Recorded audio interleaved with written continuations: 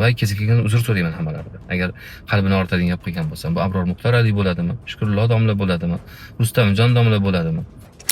Kuni kecha Abror Muxtor Ali haqida gapirgan gaplarimizga u kishining o'zlari munosabat bildiribdilar. Ya'ni o'z fikrlarini aytgan, seni majburladimi, kimlardir majburlashdimi, yoki Abror Muxtor Ali shunaqa talab qildimi degan gaplar ham bo'lgan edi. Mana shunga men javob bermay turgandim. Mana shu Abror Muxtor Alining o'zining munosabati shunga javob bo'ldi. Ya'ni hech kim menga majburlamagani, majbur qila olmasligi. Bir qancha sabablar bor bu narsaga kelishimizga. Sabablarni balkim oxirida aytarman. Din odamlari bunday holatda tortishuv qilishligimiz yaxshi emas ekan va mana shu narsani to'xtatish kerak va bu to'xtatishni birinchi bo'lib men boshlab beraman. Chunki buni savobi ham o'zgacha bo'ladi. Mana shu tortishuvlardan unumli foydalanayotganlar bor ekan. Shu Abror Muxtor Ali bilan boshqa bilan bo'layotgan bizning tortishuvlarimiz ular uchun juda ham katta xursandchilik bo'lar ekan. Chunki menga qaraganda Abror Muxtor Aliga dushmanligi ko'proq bo'ladi. Chunki bu maydonga oldinroq kirgan u kishi. Tabiiy ravishda menga dushmanlar ham borki, demak ular ham agar tortishadigan bo'lsak, mana ikkoving tortishyapsan, zo'r bo'lyapti-da deydiganlar bo'lar ekan. Mana shu narsani oldini olish uchun ham bu ishni qildim men. Din ahllarini birlashligimiz ularga jazo ekan. Demak, mana shuni o'zi ham bitta xizmat dinga. Men kelganda aytib qo'yay, har qanday men ahli ilm, shu O'zbekistonda bo'ladimi, Qirg'izistonda bo'ladimi, agar u oqimga ega bo'lmasa, turli oqimga biz kabi qarshi bo'ladigan bo'lsa, hammasiga men hurmatim cheksiz va hammasiga bo'lgan men o'sha adovatim yoki salbiy munosabatlarimni qaytarib oldim va kesakilgan uzr so'rayman hammalaridan. Agar qalbini og'ritadigan gap qilgan bo'lsam, bu Abror Muxtor Ali bo'ladimi, Shukrullo domla bo'ladimi, Rustamjon domla bo'ladimi, Solihon domla bo'ladimi, Abdullo domla bo'ladimi? Bular haqida men qanaqangi agar salbiy fikr bildirgan bo'lsam, birortasi tomonidan menga zug'um bo'lgani yo'q, bo'lishi mumkin emas. Mana shularga men o'zimni uzrman aytaman agar dillarini og'ritgan bo'lsam. Va mana shu birlashligimiz o'zi katta jazo bo'lar ekan ana oqim egalariga. Assalomu alaykum azizlar, barchalaringiz sog' omonmisiz? Kuni kecha Abror Muxtor Ali haqida gapirgan gaplarimizga u kishining o'zlari munosabat bildiribdilar. Ya'ni o'z fikrlarini aytgan, samimiy emas bu inson ham degan, boshqa narsa ham degan. Endi Alloh taolo o'zi bilsa bas, biz qanaqa ma'noda gapirganimizni.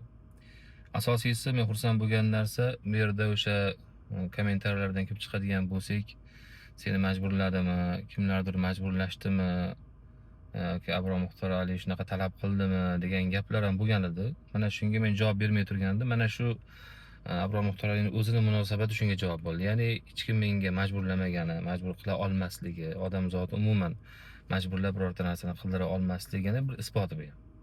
Ya'ni menga hech kim majbur qilgani yo'q. Hech kim. Na Abror Muxtor Ali, na davlat tomonidan, na boshqa tomondan kimdir boshqa, ya'ni qilasan shu narsani deb majburlagani yo'q. Agar qilasan degan narsa bo'lganida, bu 1-2 uchroqdan ham bo'lishi mumkin edi bu narsa. Bu yerda bir qancha sabablar bor bu narsaga kelishimizga. Sabablarni balkim oxirida aytarman. Asosiy sabablardan bittasi shuki, bizni ya'ni ahli ilm deb taniydigan insonlar, biz endi bir yosh, hali endi chiqayotgan odam bo'lishimiz mumkin, lekin mana Abror Muxtor Aliga o'xshagan ko'p yillardan beri xizmat qilayotgan, har holda yoshlari katta bizdan. Mana shu insonlarni bizni va odamlar boshqacha talqin qilishyapti. Ya'ni mana din mana shu tortishuvdan iborat bo'lib qoldi. Bir-birini hurmat qilmaydigan bo'lsang, kimsan senlar? Nega senlar biz eshitishimiz kerak bo'ladi degan har xil gaplar shu bahonada. Ya'ni dinni eshitgisi kelmagan, dinni hurmat qilgisi kelmagan odamlarga ham bahona bo'lyapti. Va dinni hurmat qilgan, bizni hurmat qilgan insonlarga ham bahonami yoki bir qanaqadir alammi bo'lyaptiki, demak bunaqa qilasizlar, nima sabab bor bunga degan ma'noda. Va mana shu narsadan keyin demak bu ish to'g'ri emas ekan. Ming masalan inson o'zini haq deb biladi. Ming haq bo'lgan chog'imizda ham din odamlari bunday holatda tortishuv qilishligimiz yaxshi emas ekan va mana shu narsani to'xtatish kerak va bu to'xtatishni birinchi bo'lib men boshlab beraman. Chunki buni savobi ham o'zgacha bo'ladi. Bunaqa holatda boshlashlik.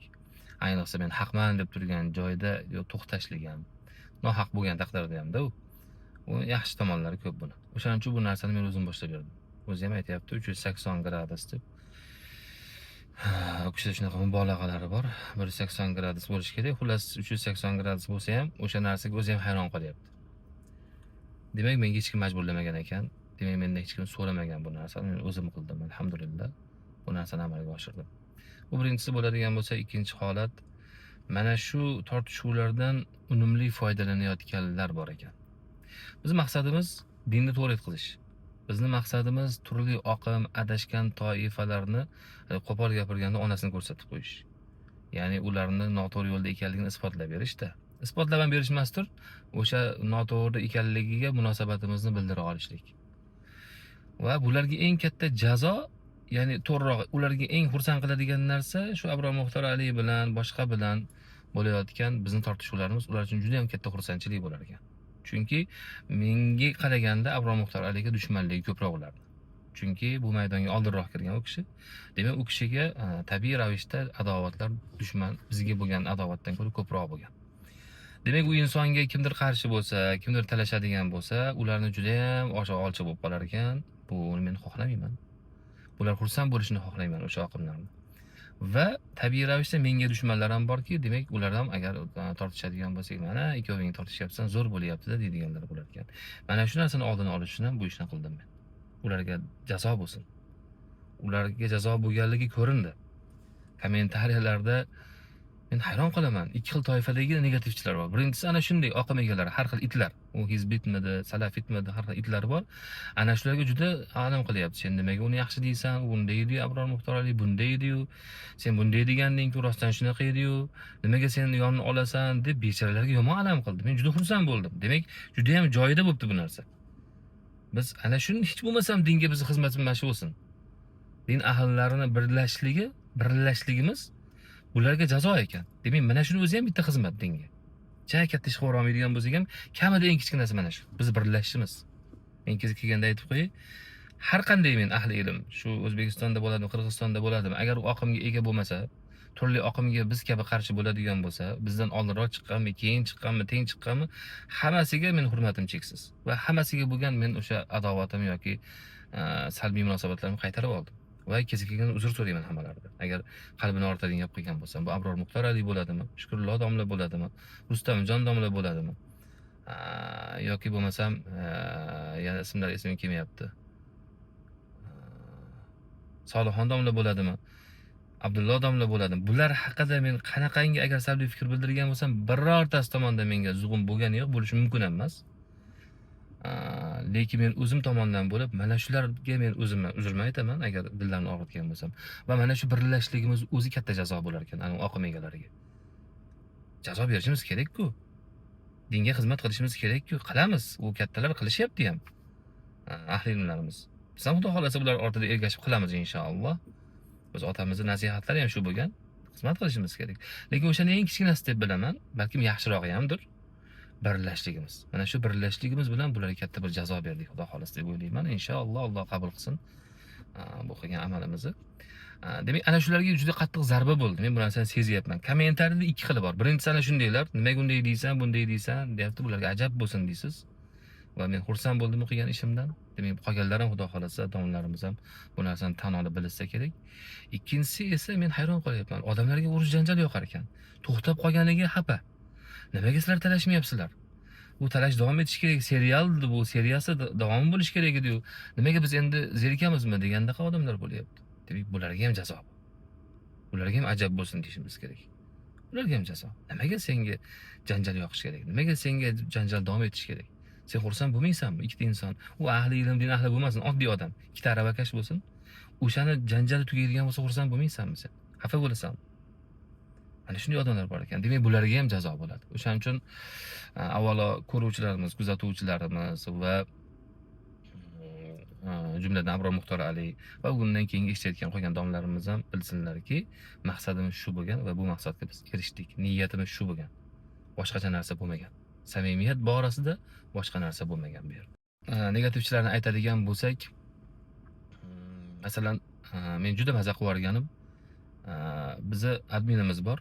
Shu telefon raqam, Telegram profildan javob beradi, ba'zi savollarga ham bizning nomimizdan javob beradi, so'rab turib. Yoki bo'lmasam nimadirlar, masalan, o'sha kanallarga nimadirlar qo'yib borishadi. Ba'zan biz o'sha profildan turib gapiramiz ham o'sha Telegram kanallarga-da. O'shani topib olgan bitta ahmoq topib olganda va chiqib yozgan. Menga yozyapman deb o'ylagan eshak. Keyin u menga admin to ertalab meni topib, mana qarang deb yuborguncha haligi bechora bola bloklab yo'q bo'lib ketgan, kanallarni ham yo'qotib, profilini ham. Ya'ni u Abduvali qorining odamlaridan bo'lgan, o'sha muridlardan bo'lgan. Biz Abduvali qori haqida aytganmiz, ilmiga hech qanday gap so'z bo'lishi mumkin emas, Qur'oniga, lekin u odamning qilgan xizmatlari juda iflos xizmat bo'lgan. Dinimizga qarshi xizmat bo'lgan, musulmonlarga qarshi xizmat bo'lgan. Ancha-muncha kofir qila olmaydigan ish bo'lgan. Bu gapni qayta-qayta aytaman. Hech kim to'xtata olmaydi bu narsadan.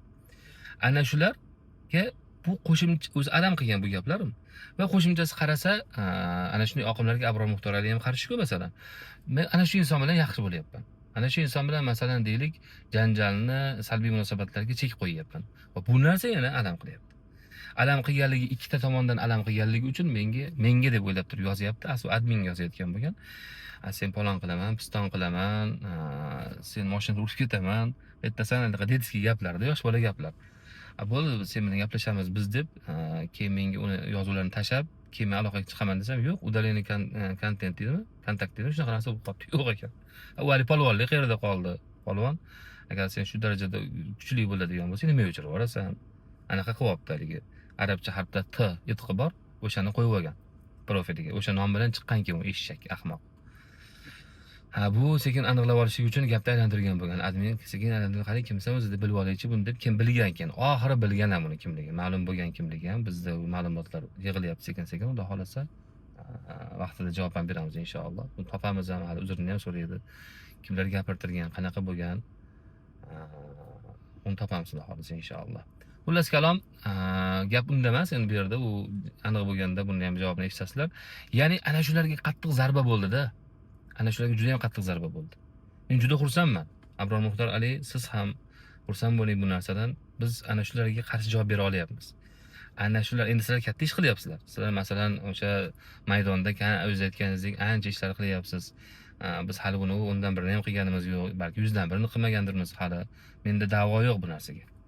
Ba'zi odamlar aytganidek, sen otang bilan faxrlanyapsan. Yo'q, men ana shunday odam borligidan, ana shunday insonning farzandi bo'lganligi menga mas'uliyat. Va menga agar sen obro' kerak, pul topish yo'q, menga o'sha inson yetadi. O'sha insonning farzandi bo'lgani men uchun katta obro'. To'g'ri? Agar faxrlanish mumkin emas bo'lsa ham baribir faxrlanayotgandirman. Lekin men bo'ldi, otam qilib qo'ydi, hamma narsani men qilishim shart emas demayman. Yoki otam kifoya demayman. Lekin men qaysidir yaxshi ma'noda faxrlanaman. Men otam deb. Lekin biz qilishimiz kerak bo'lgan ishlarimiz hali juda ko'p. Hali juda ko'p.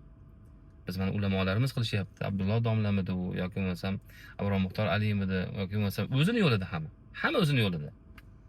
Shukrullo domlamidi. Mana o'zini jargonida, o'zini yo'lida qilyapti ham qaysidir ma'noda. Yaxshi ishlar qilyapti. Juda ko'p insonni yaxshi narsani bilishligiga, shukronalikka sababchi bo'lyapti o'shalarni qilayotgan ishlar. Hammasini o'zini yo'lida, o'z qarachicha, o'z hisobicha xizmatlari bor. Biz bunga havas qilamiz, xursand bo'lamiz. Va men endi kezi kelganda aytaman, bunga juda katta sabab bor. Katta sabab bor. Men o'sha Abror Muxtor Ali haqida u insonni o'lchov bilan hisoblaganda 380 gradus o'zgarib gapirishining sababi bor. Hech kim, qayta aytaman, hech kim majburlamadi, lekin bitta sabab bo'ldi. To'g'riroq ikkita sabab bo'ldi. Ikki dona sabab bo'ldi. Buni endi agar qiziq bo'ladigan bo'lsa, xudo xolasa bir aytib beraman inshaalloh.